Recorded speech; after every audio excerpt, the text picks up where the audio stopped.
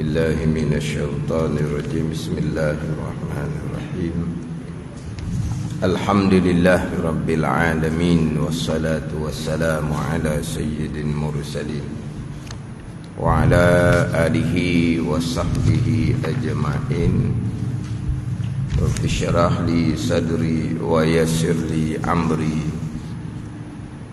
واحلل عقدة من لساني يفقه قولي سبحانك لا علم لنا إلا ما علمتنا إنك أنت العليم الحكيم ولا حول ولا قوة إلا بالله العلي العظيم. Kitab Fathul Mu'in muka surat 97. Baris petok yang ketiga daripada bawah. Petok yang ketiga daripada bawah.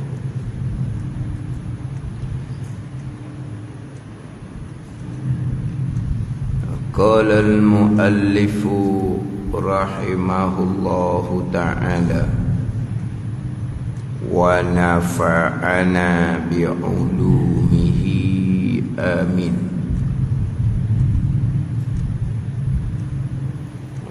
Wa yunhiya ma alaihi mu'azzamun. Wa yunhiya ma alaihi mu'azzamun min Qur'anin wasmi nabiyyin aw malakin walau mushtarakan ka azizin wa ahmada in qusida bihi mu'azzamun. Dan agar melepaskan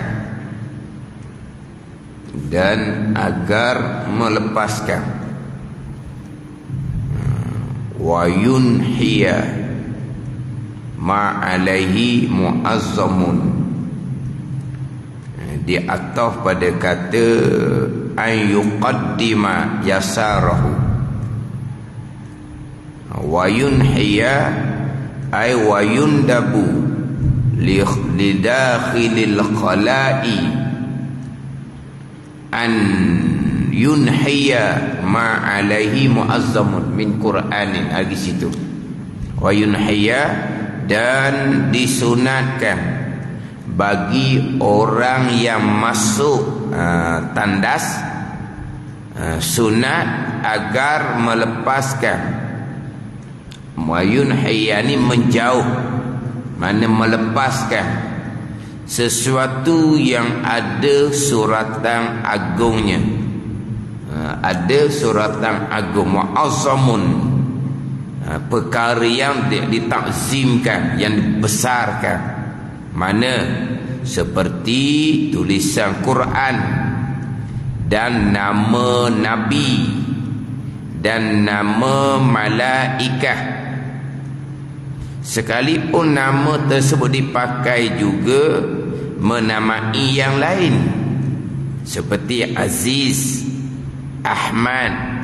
Bila nama-nama ini dikosakkan sebagai nama agung, bukan nama yang lain tadi. Ini sambungan adab. Adab ketika qada hajah yang kita panjang minggu lepasnya, berkaitan dengan adab ketika masuk tandas. Adab ketika masuk tandas dengan bahawa masuk dengan kaki kiri, keluar disunatkan dengan kaki kanan, sebalik daripada adab ketika kita masuk masjid, keluar masjid. Masuk masjid dengan kaki kanan, keluar masjid dengan kaki kiri. Masuk tandas dengan kaki kiri, keluar tandas dengan kaki kanan.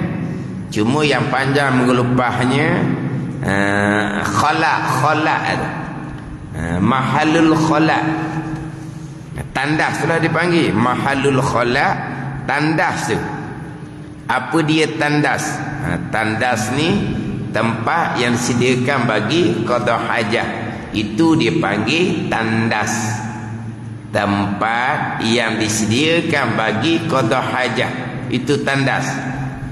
Sekalipun tidak ada dinding, tidak ada atap, tidak ada pintu sekalipun, kalau tempat tu disediakan untuk qada hajah, dipanggil tandas. Nak panggil tempat tu tandas, dua keadaan, dua situasi, dua keadaan nak panggil tandas. Yang pertama, memang buat tu rupa bentuknya memang untuk tempat qada hajah. Tandas macam mangkuk tandas ni lah. Mana tempat tu buat dia disediakan untuk tempat qada hajah, dia panggil tandas. Walaupun belum qada hajat laginya, dak pakai molek laginya, dia panggil tandas. Ataupun dia walaupun tidak seperti tempat untuk qada hajah, umpama digali lubang yang dalam. Gali lubang dalam ni untuk qada hajah mungkin, untuk tanam pokok mungkin, untuk tanam tiang pagar mungkin. Dah gali lubang, gali lubang kan. Tidak semata-mata rupa tandas, sebab gali lubang ni macam-macam kegunaan. Tiba-tiba digali lubang, dia qada hajah di tempat tu, qada hajat sungguh. Gali lubang saja tidak akan dihukumkan tandas. Dia qada hajat sungguh, kemudian berazam untuk datang balik tempat yang sama, tandaslah namanya lubang tu. Itu je. Yang pertama nak panggil tandas, dia panggil mahallul khala. Nak panggil tandas, yang pertama memang binaan dia memang untuk qada hajah, tandas walaupun belum qada hajah. Yang keduanya, dia qada hajah sungguh, kemudian dia berazam untuk datang kembali tempat yang sama. Tadilah gali lubang dalam tu, dia pun qada hajah, dia pun kambuh sedikit, lalang banyak lagi ni, dia akan datang tempat yang sama kemudian. Maka di situ dipanggil tandas. Apa dia dipanggil tandas? Sampai masa qada hajah, buang air kecil dia menghadap kiblat, buang air besar dia membelakangkan kiblat. Tidak lagi diharamkan, walaupun tidak ada hadangan pun di hadapan dia dengan kiblat.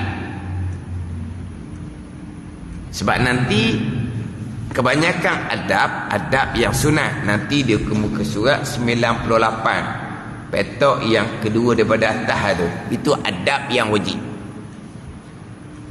Adab yang wajib ketika qada hajah, jangan menghadap kiblat ketika buang air kecil, jangan membelakangkan kiblat ketika buang air besar.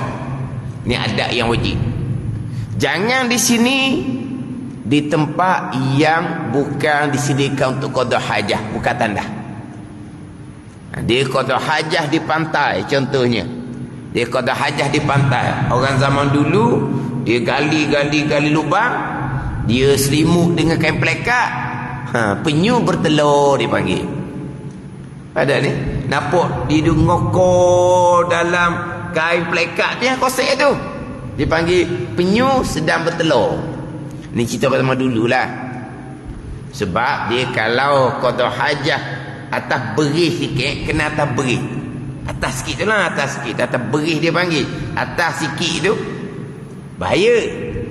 Terkadang ada sengat-sengat ke apa ke binatang yang bahayalah kita kata. Kalau naik atas berih tu kan, atas berih ni patah, ni pasir naik atas tu kita panggil atas berih. Kita panggil apa? Tahu atas berih? Tahu berih? Tak tahu berih? Kampung berih ada kan? Kampung berih ada. Tahu dah berih mana apa? Naik atas sikit. Sebab tu orang zaman dulu dia berjalan kaki. Dia jalan kaki, dia tak jalan atas darat, dia jalan atas pasir patah. Kalau kita kira jalan atas pasir patah ni penat sebab dia jalan atas pasir. Ia lebih tak penat kalau nak jalan atas berih tu belah atas sikit. Jalan atas tu dak pasir, jalan dak penat. Tapi kalau jalan atas tu sebab bahaya kalau ada binatang dah apa. Kalau jalan atas pasir patah ni selamat. Ni cerita sama dululah. Orang jalan kaki sama dulu kan. Keluar pagi petang sapa, lepas tu esok tidur pula sambung perjalanan. Tapi kenapa dia jalan atas pasir? Jalan atas pasir penat. Jalan atas darat sikit tu dia tak pasir tapi bahaya sebab dia semok-semok. Atas pasir dia selamat sebab dia tempat lapang. Ada ni. Jadi orang qada hajah biasanya atas pasir. Sebab selamat. Kalau qada hajat atas sana tu dia semok bahaya. Ada orang bandar patah ada kan? Ke patah batu buruk tak ada orang pernah berak zaman dulu? Patah batu buruk bukan zaman sekarang, zaman dulu ada tak orang berak di patah batu buruk? Kalau patah-patah lain memanglah kan?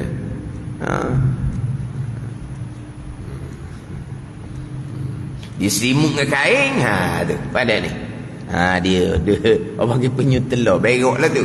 Jadi dia qada hajah bukan di tempat yang dikhususkan untuk qada hajah.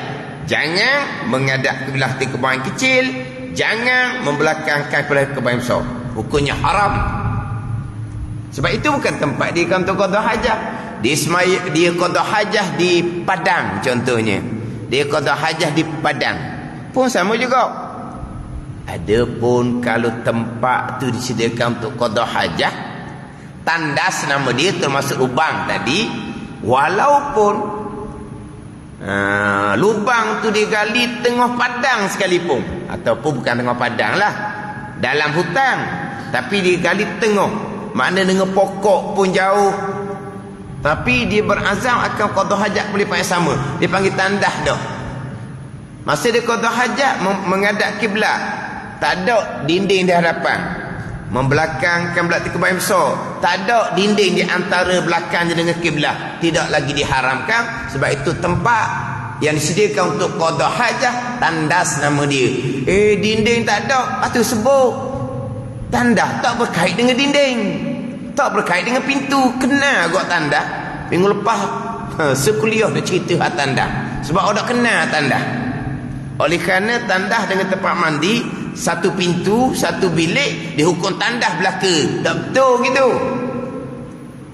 Memang ada dalam rakaman pengajaran dihukum tandas, saya tahu, tapi tak betul. Sebab tandas tidak berkait dengan dinding, tidak berkait dengan pintu. Tandas al-makanul mu'addu li qada'il hajah, itu tandas. Tempat yang disediakan untuk qada hajah, tandas lah. Macam tadi dia gali lubang dalam, dia qada hajah, dia berazam akan berlipat yang sama, tandas situnya. Mana dinding, mana tiang, mana atap, tak ada kaitan. Dinding, pintu ni ada untuk melindungi aurah dilihat oleh orang. Tapi dalam hutang ni, kebun di dalam hutang, tak ada orang, tak ada apa-apa dia nak qada hajah, tak ada dinding pun, tapi lubang tu dipanggil tandas. Sebab apa? Tempat disediakan untuk qada hajah dua keadaan. Yang pertama, memang dibuat tempat tu memang untuk qada hajah, jelas, ataupun dia berazam akan kembali qada tempat yang sama, itu dia panggil tandas. Jadi masa dia qada hajah, walaupun tak ada dinding, dia menghadap ke belah kebaikan kecil, dia membelakang ke belah besar, tidak lagi diharamkan. Sebab itu dipanggil tandas. Gimana? Tak sudah pusing lah. Dia kata tidak islamik lah. Tak nak buat rumah islamik lah. Dah. Sebab tandas tempat dia, mandi tempat dia. Duk tempat mandi, hammam, orang azan, jawab azan. Berwudu, baca a'udzubillah, baca bismillah, baca bacaan ketika berwudu di tempat mandi, bukan di dalam tandas.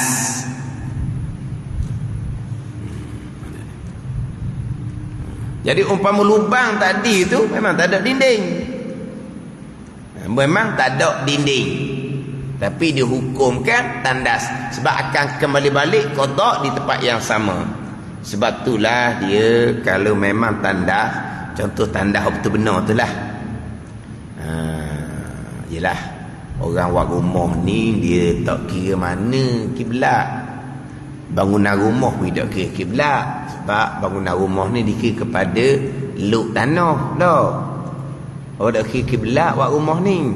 Kalau satu-satu bangunan tiba-tiba tidak ikut luk tanah, maknanya sengit dia ikut luk tanah, orang akan ingat kesurah pada rumah kita.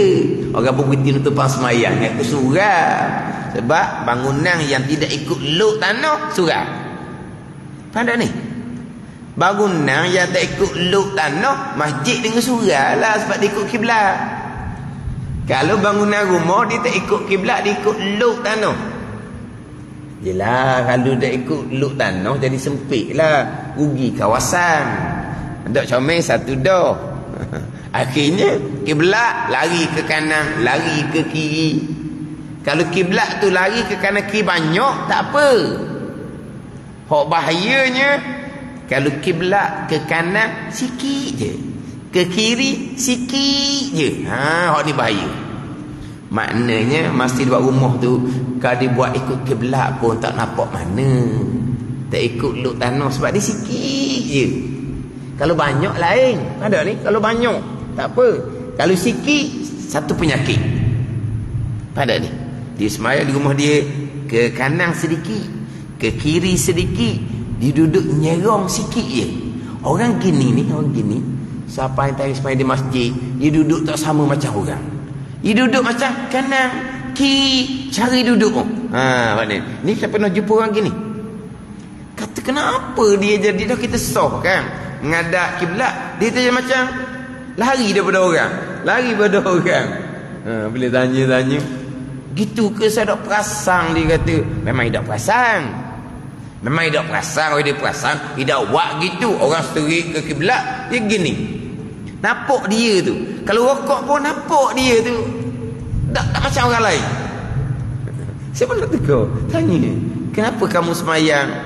Sebab ingat ke takut dia tahu masjid tu kiblat tak betul ke? Takut dia tengok kompas di kiblat tu masjid tak betul, dia lagilah. Takut gitu. Tanya kenapa awak semayang jadi agak lari sikit daripada seterik ke kiblat. Tapi dia mula tu memang dia tak perasan lah. Oh gitu, saya tak perasan, dia kata. Lepas tu saya tertanya dia, kiblat di rumah macam mana? Kiblat di rumah lari sikit je, dia kata. Ya, dia lekat tabiat. Dia lekat tabiat. Sebab dia tu kiblat rumah dia, makna rumah dia buat tu, dia kata kalau dia cek awal-awal dia tu, dia boleh buat rumah dia menghadap kiblat. Tak nampak daripada luk tanah, takkan nampak. Sebab sikit je lagi dari kiblat. Maknanya dia perasan lepas siap dah. Allah rugi, dia kata kalau buat ikut kiblat tak nampak, taklah nampak lagi daripada luk tanah. Dia sudah buat rumah tu baru dia perasan. Jadi dia semayang, lari daripada kiblat sikit. Lari daripada bangunan rumah dia untuk menghadap kiblat. Sampai masa dia semayang di masjid, jadi perangai dia. Dia jadi macam tabiat pada kan? Tabiat dia. Saya tengok lama dah tengok, kenapa dia ni? Ke dia ingat ke masjid kita ni kiblat tak betul, takut dia tahu kiblat masjid. Tak tahu kiblat tu betul tak betul, kita kira betul lah. Takut dia tahu kiblat tu tak betul, dia kena kanan kiri sikit, takut mungkin dia tahu gitu. Tanya dia, tidak perasan. Dia tak perasan.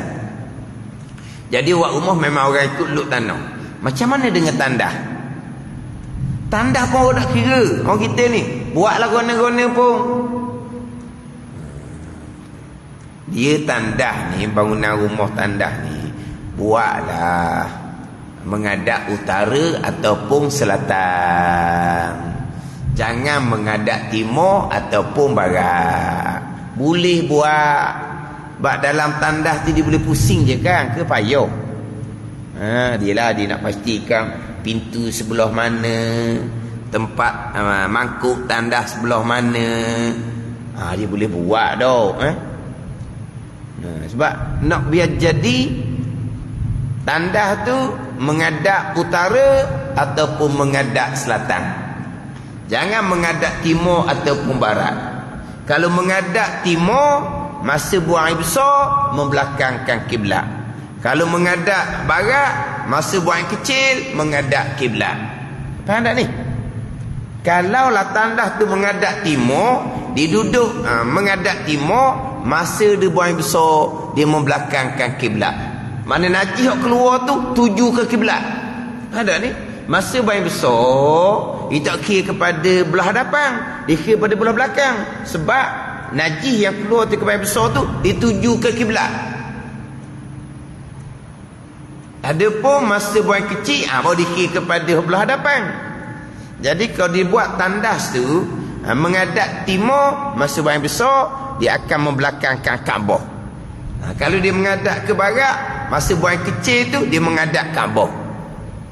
Jadi menghadap utara selatan, itulah yang paling baik.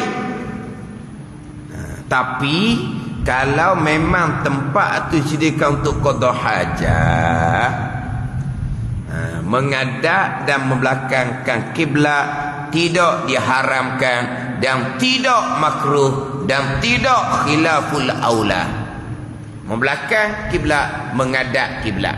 Kalau tempat yang disediakan untuk qada hajat, sekalipun hanya lubang macam tadi, dia panggil tandas. Tetapi mazhab Hanafi dia tak kira. Mazhab Hanafi tak kira.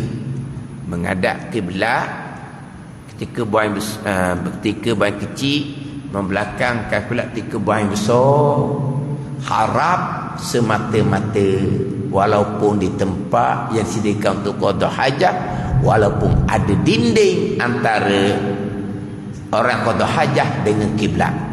Walaupun dalam tandas memang khas untuk qada hajat, walaupun ada dinding antara kita dengan kiblat, mazhab Hanafi haram menghadap kiblat ketika buang kecil, haram membelakangkan kiblat ketika buang besar. Sebab tu jangan buat tandas menghadap utara ataupun menghadap selatan. Buatlah menghadap timur ataupun barat, buatlah menghadap utara ataupun menghadap selatan. Hulu hilir lah, mana hulu hilir? Menghadap ternaik, timur tu menghadap terjatuh, barat menghadap hulu, menghadap hilir. Hulu hilir itulah utara selatan. Nanti jadi makna walaupun lubang tu tak ada dinding, tak ada apa, dikira tempat dia untuk qada hajat, maka ketika qada hajat menghadap kiblat ketika kecil, membelakang belakang besar tidak diharamkan, walaupun tak ada dinding, walaupun hanya lubang sahaja. Pada ni sebab tu nak bicara mana timbul tempat disediakan untuk qada hajat, menghadap kiblat, membelakangkan kiblat tidak haram walaupun tak ada dinding. Mana apa tak ada dinding pun tak apa, jadi tandas juga. Tak ada dinding pun tak apa, jadi tandas. Ni dia gali lubang tadi, gali lubang. Ni cerita orang dulu lah. Masa saya belajar dulu, ialah ada tempat ni, dia tandas ni dibuat kemudian. Dia tak penting mana tandas, dia buat kemudian tandas. Kita orang Malaysia tandas penting. Orang Malaysia tandas penting. Mana kalau rumah tu tak siap lagi, di kursi tempat duduk mesti kena ada tandas. Kita tandas penting. Ada di belah-belah alik Thailand kalau dulu di tandas tu kemudian. Bangunan siap lah kedah, tandas ada lagi. Sebab apa? Tandas di luar. Mana? Dalam hutan. Tandas pula masuk dalam hutan. Dah kalau malam-malam takut masuk dalam hutan, malam-malam ada cara dia. Ada cara dia. Dia qada hajat, lepas tu dia gandeng masuk dalam hutan. Berterabur dalam hutan. Nanti siapa pijak? Dia kot pijak. Gaduh-gaduh cepat-cepat nak masuk dalam hutan, dia kot pijaknya. Dia tak penting orang ni. Saya dulu masa duduk pondok tu, nak masuk je dalam hutang, bawa cok cangkul. Bawa cok cangkul. Dan kita orang Malaysia, mana boleh tinggal atas tanah, tinggal gitu. Malu kok orang ni. Kita orang Malaysia, bawa cok cangkul. Gali dalam-dalam. Lepas tu, qada hajah, tutup separuh.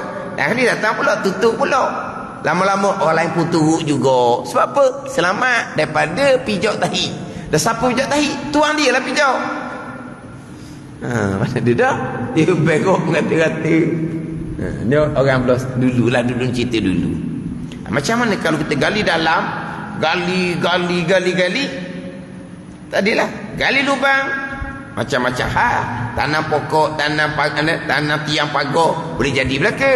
Tiba-tiba qada hajah di situ, dah berazam akan kembali balik qada tempat yang sama. Sebab gali tu dalam. Sekali bawa cok tu, mana boleh pakai berkali-kali lubang tu. Mana qada hajat sekali, tutup dengan tanah. Qada hajat yang kedua, tutup dengan tanah.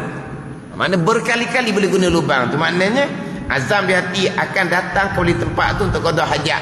Dia panggil tandah dah. Mana ada dinding, mana ada pintu, tak ada.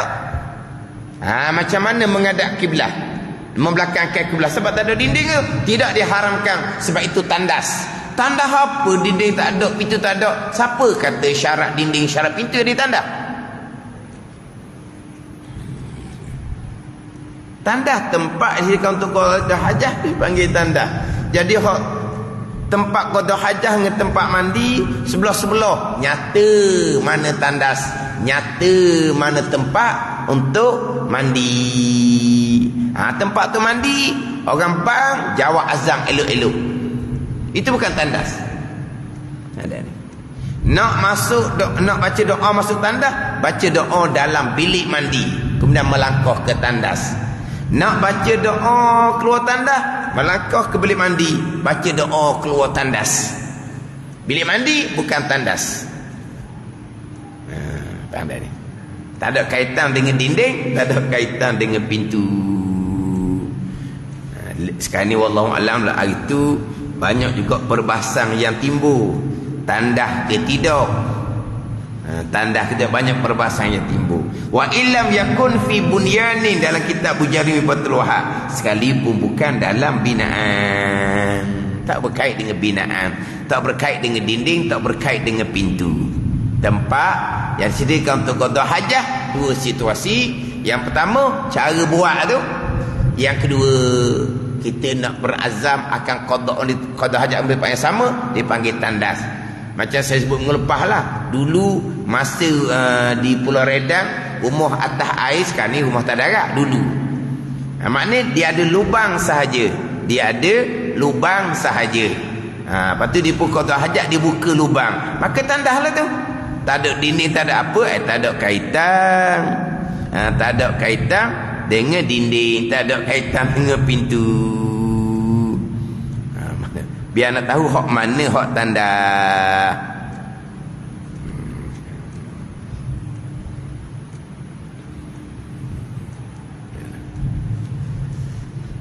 Cuma sekarang ni tak ada dah. Tak timbul mana dah. Hari tu timbul lah. Kecoh juga masa tu. Sebab di Terengganu kita ada orang mengajar, memang ada ukur tandah. Mula-mula saya mengajar, saya kata bukan tandah. Tandah tempat mandi. Dia kata tak ada pintu, tak ada dinding antara dua. Tidak berkait. Saya pergi pada persoalan tadilah. Sekarang menghadap kiblat, membelakangkan kiblat ketika menghadap kiblat ketika bayi kecil, membelakangkan kiblat ketika besar, hukumnya haram, melainkan tempat yang disediakan untuk qada hajah sekalipun tak ada dinding antara seseorang dengan kiblat. Macam mana timbul masalah tu? Sekarang menghadap kiblat, membelakangkan kiblat hukumnya haram, melainkan di tempat yang disediakan untuk qada hajah. Okey. Sekalipun tak ada dinding antara seseorang dengan kiblat. Macam mana boleh jadi tak ada dinding? Sebab nak jadi tandas tak syarat dinding. Yang haramnya, yang pertama, bukan tempat yang disediakan untuk qada hajah. yang kedua tak ada dinding antara dia dengan kiblat. Kalau bukan tempat untuk qada hajah, macam patah padang, tapi di hadapan tu ada pokok ke, ada apa ke, tak haram, sebab ada hadangan di hadapan dia dengan kiblat. Adapun kalau tempat tu disediakan untuk qada hajah, tidak haram menghadap dan makan kiblat sekalipun tak ada dinding antara yang qada hajah dengan kiblat. Jadi macam mana nak timbul tempat qada hajah tak ada dinding dengan kiblat? Kalau syarat kena ada dinding. Ada. Macam saya contoh sebelum ni, diwak gerai tepi sungai. Mungkinlah mula-mula tu dibubuhlah apa-apa pun sebagai dinding. Contoh dibubuh guni ke sebagai dinding. Tapi guni ni hujan panas dia pun hancur. Panggil tandah ke tak? Tetap panggil tandah. Mana ada dinding, mana ada pintu? Dinding pintu untuk supaya aurahnya terlindung. Di geres, di kebun tepi sungai tu jauh daripada orang. Tak ada orang-orang situnya. Dia pun qada hajat atas geres tu. Dia qada hajat, dinding tak ada, tandah dipanggil tempat tu. Tiba-tiba masa dia qada hajat tu, dia menghadap kiblat di kebun kecil. Sekalipun tidak haram. Sebab itu tempat yang disediakan untuk qada hajat. Dinding tak ada, tak syarat dinding, tak syarat pintu. Nak jadi hukum tandah. Jadi kalaulah satu bilik, di sini tempat qada hajah, di sini tempat mandi, di sini tempat singki basuh tangan, memang jelas mana tempat untuk qada hajah. Takkan tak kena jambang. Mula-mula saya mengajar dulu. Timbul macam tu jugalah. Timbul macam persoalan lah timbul. Sebab dia orang duduk belajar dalam berkening, tu dah betul tu. Mana boleh bilik mandi dengan tandas sekali, ambil wuduk tak boleh dalam tandas. Dulu kacau kan. Puak-puak dia ni, tandas pintu lain, bilik mandi pintu lain. Saya sudah melepaskan, itu lagi baik. Sebab ada orang nak masuk tandas sahaja, bukan nak mandi. Ada orang nak mandi saja, bukan nak qada hajat. Jadi boleh guna dua orang pada satu masa. Adapun kalau satu pintu antara tempat mandi dengan tempat qada hajat, seorang saja boleh guna. Dia bukan nak mandi, dia nak qada hajat. Dia sakit perut, lama dia qada hajat. Orang nak mandi, tunggu giliran. Sampai masa orang tu pula mandi, bukan nak qada hajat. Mandi lama pula, yang kawan ni sakit perut luar, tak kerugi. Memanglah kalau buat pintu yang berasingan, untung. Tapi tak syarat buat gitu. Tapi orang mengaji dengan guru ni tadi memang dia buat gitu rumah dia. Lepas tu puak dia berbangga-bangga lah. Rumah kami asingkan tempat syaitan kandah dengan tempat berwuduk kami asingkan. Hebatlah dia. Orang lain ni sekali kan tempat syaitan tandah dengan tempat mandi untuk berwuduk. Dia kata letak sekali. Siapa kata sekali? Pintu sekali tak apa. Janji tempat tak sama. Ke sekali. Nak qada hajah di makuk dia pun boleh, nak qada hajah di bawah payung hujan pun boleh. Lepas tu pungut letak dalam tu. Ke macam mana? Mana ada sekali tak reti sungguhlah. Ini cerita lama lah ni. Mana seolah-olah orang ramai ni sekalikan tempat syaitan dengan tempat ambil ismayang. Kasar bunyi tu kan. Sekalikan tempat syaitan dengan tempat ambil ismayang. Tempat ambil ismayang ni ibadat. Sekalikan dengan tempat syaitan, tempat perok dia kata. Kan? Cuma kalaulah ni kita akan bicara baliklah. Dia kalau dia buang kecil, bukan tempat qada hajah, tempat mandi, kena hati-hati. Sebab antara dia kencing tu terkadang menghadap kiblat. Dia dengan dinding tu pastikan jangan melebihi 3 hasta. Melebihi 3 hasta haram lalu dah. Kena jaga. Sebab tempat mandi bukan tempat qada hajah. Dia mandi hujan, dia kencing. Dia kencing berdiri. Kebetulan pula memang menghadap kiblat. Antara tempat mandi dengan dinding tu lebih dari 3 hasta, maka hukumnya haram. Faham tak? Dia kencing tempat mandi. Dia berdiri bawah paip ujang. Dia panggil apa? Shower apa? Shower tempat ujang. Kita panggil paip ujang lah. Kan dia turun macam ujang tu kan. Jadi berdiri bawah paip ujang. Dia pun kencing. Kebetulan dia kencing tu memang menghadap Kaabah. Dia dengan dinding bilik mandi itu lebih daripada 3 hasta. Hukumnya haram. Ada haram. Sebab di situ bukan tempat yang disediakan untuk qada hajat. Dia kencing, kemudian tidak ada hadangan di hadapan. Ada dinding dengan dia. Syaratnya jangan melebihi lingkungan 3 hasta. Kena jaga tu. Sebab tempat mandi bukan tempat untuk qada hajat. Dia saja qada hajat. Tidak akan dihukumkan tanda tempat mandi. Kalau orang kencing di situ, walaupun jadi hancing sekalipun, tetap tidak akan dihukumkan tanda. Sebab memang tempat tu bukan untuk qada hajat. Itu bicara melubah berkaitan dengan tandas. Ini adab masuk tandas. Yang pertama, sunat melangkah dengan kaki kiri, keluar melangkah dengan kaki kanan. Masuk tandas ni sunat dengan kaki kiri ni, walaupun masuk tandas bukan untuk qada hajat. Masuk tandas nak baiki, contoh dia kerja bahagian baiki tandas. Masuk tandas kerana dia nak panggil apa? Atu. Anak yang nak qada hajat, dia tukang bawa anak. Dia bukan nak qada hajat. Sekalipun sunat melangkah dengan kaki kiri masuk, melangkah kanan bila keluar, dan sunat baca doa masuk tandas. Doa kalau tandas, walaupun dia masuk tandas, tinggal barang sekalipun, bukan kerana nak qada hajat sekalipun. Kalau masuk tandas dengan kaki kanan, di antaranya dia akan dibalakkan dengan kefakiran. Akan dibalak dengan kefakiran. Dia yang kaki kanan masuk ke masjid, melangkah ke rumah, itu dengan kaki kanan belaka. Keluar masjid kaki kiri, melangkah keluar daripada rumah dengan kaki kiri.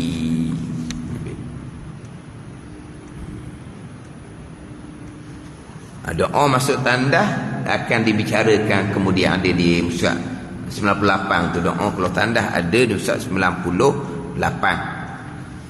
Kemudian bila masuk tandas ni, disunatkan kita buang apa-apa perkara yang tertulis, benda yang muazzamun, benda yang ditakzimkan, benda yang dibesar. Mana contohnya? Ada ayat Al-Quran. Sunat jangan bawa ke dalam tandas. Sunat, bukan wajib. Sunat. Oh, macam mana kalau dibawa Quran masuk tandas? Hukumnya makruh. Tak jadi haram. Akan jadi haram jikalau dibuat seumpama tu najis akan kena di Quran, barulah haram. Quran dalam poket comel, tak kena najis, makruh hukum dia. Tidak diharamkan. Walaupun dibawa satu Al-Quran sekalipun. Lepas tu janganlah tanya kalau Quran dalam telefon. Quran dalam telefon, masa masuk tandas jangan buka Quran tu. Dah Quran ada dalam. Quran dah kita dah kira lah tu. Di skrin tu jangan ada Quran lah. Lepas tu macam mana? Tinggal telefon di singkir luar tu lah. Tuan masuk tandas. Telefon mahal-mahal tinggal di singkir luar tu. Keluar khising, hilang telefon. Jadi dia soal macam mana dengan Quran yang ada dalam telefon? Tak ada dalam telefon tu. Mana apa ni? Ada telefon bila? Masa dia nak keluar di skrin. Tu adalah Quran lah tu. Jangan masuk tanda. Nak masuk tanda, tutup lah bahagian Quran tu. Tak jadi Quran dalam telefon, tak ada lah. Tak sedap juga. Tu kata telefon tu letak atas singkir luar. Tuan masuk tanda. Boleh ke orang lah. Telefon mahal-mahal tu. Manakala ada Quran, sunat kita tinggal. Jangan kita bawa dalam tanda. Ada nama Nabi, ada nama malaikat. Pada ni. Walaupun nama tu bersekutu. Nama Nabi Muhammad, Ahmad, nama kita juga sekalipun. Sebab itulah walaupun nama tu nama kita, Ismail, Ibrahim nama kita, Adam nama kita, Zakaria nama kita, Yahya nama kita, Sulaiman, Daud nama kita sekalipun, sunat jangan masuk dalam tandas. Kalau dulu boleh lah hak nak apa name tag apa hak nama hak dia tu boleh lah. Sekali nama duduk di baju dah, nak buat macam mana? Nama duduk di baju dah. Nama duduk di baju dah. Nak buat macam mana? Dia bukan kata nama Nabi Rasul. Bukan nama kita sendiri pun kita kena muliakan. Jangan bawa ke dalam tandas walaupun nama kita sendiri.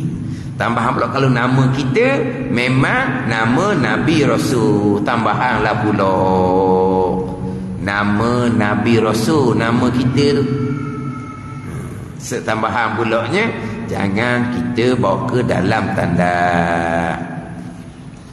Tapi kalau nama kita bersekutu dengan nama Nabi, tapi jadi nama kita, tu tak makruh masuk tanda. Sekarang nama Nabi asal nama kita, tapi kosak kita nama kita duduk di baju kita tu tak makruh. Tapi kalau boleh nama kita sekalipun oleh kerana serupa dengan nama Nabi, kalau boleh jangan masuk tandas lah kalau boleh. Tapi kalau duduk baju tak boleh nak buat dah. Tapi kalau zaman dulu dia pakai tu nama tu kan, dia lubang baju-baju kan, lubang lah baju dia. Tu dengan apa? Orang apa tu? Orang apa tu? Hak tajam-tajam orang apa? Orang apa? Hak masuk tu pink tau. Pink. Hak ada pink tu boleh lah buang udah poket. Jangan bulu. Sebab nama kita kena muliakan juga. Bukan nama Nabi je, nama kita kena mulia. Tambahan pula nama kita tu nama Nabi pulaknya, nama Rasul pula. Sama betul lah. Dalam poket. Jangan bulu. Hak zaman dululah. Sekarang tak boleh buat dah. Sebab nama duduk di baju. Nama duduk di baju. Nampak macam mana lagi dah. Tapi kalau nama Nabi itu nama kita, tapi nama kita serupa nama Nabi, kosak kita nama kita lah ada di baju tu, tak makruh pun. Tak makruh. Cuma seeloknya nama kita sendiri pun kita muliakan juga.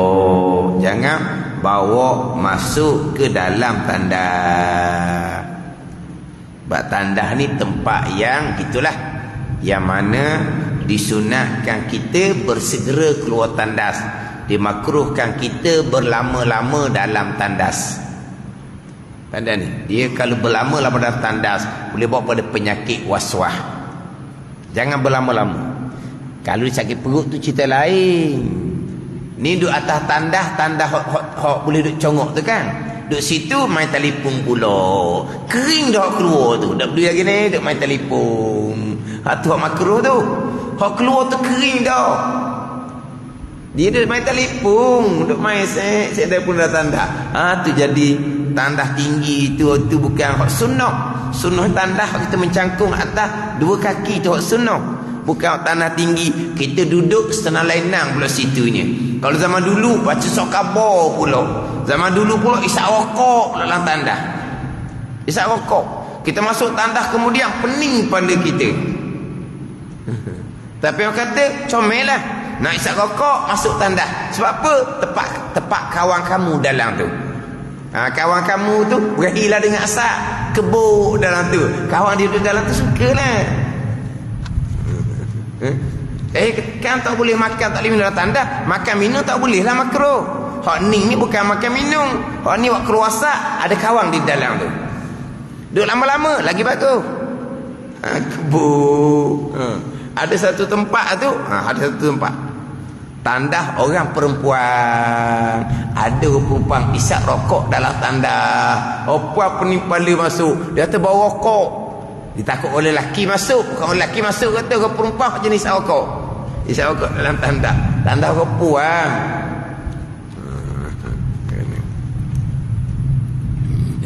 Dia disunatkan bersegera keluar, jangan berlama dalam tandas. Masuk tandas pula sunat tutup kepala, sebab kepala ni mulia, kepala mulia. Masuk tandas tutup.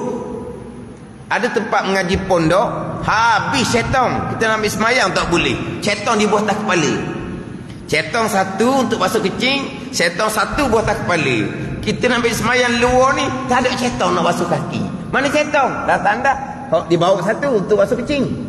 Ada tandas dia tak ada pahit. Kemudian atas kepala satu, keluar dua syaitan. Tadi syaitan yang pertama tu dia buat tarata. Buat tarata. Lepas tu capak dalam koloh pula. Lepas tu ambil sembahyang pula situ. Tak ada masalah. Air banyak. Aku mana? Barulah betul ambil sembahyang. Barulah tak ada perasaan sombong ke apa ke. Sebab apa?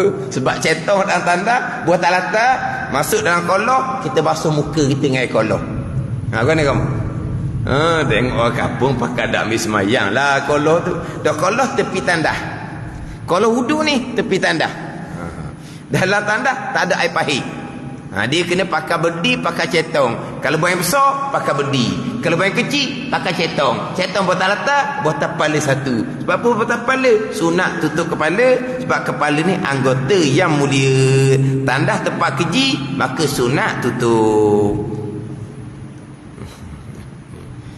Itu hak adab-adab lah kata. Adab-adab yang disunatkan. Wa yaskuta hala khuruji kharijin. Wa yaskuta atau pada kata an yuqaddima. Wa yunhiya atau pada kata an yuqaddima. Wallahu a'lam. Bismillahirrahmanirrahim. Alhamdulillahirabbil alamin. Wassalatu wassalamu ala sayyidil mursalin wa ala alihi wa sahbihi ajma'in. Allahumma ftah alaina futuhal arifin. Allahumma allimna ilma akdamin wa fahimna famas sabiqin warzuqna ruqat talibin. Allahumma zidna ilman wa alhiqna bis salihin. Wa sallallahu ala sayyidina Muhammad wa ala alihi wa sahbihi wa sallam. Walhamdulillahi rabbil alamin.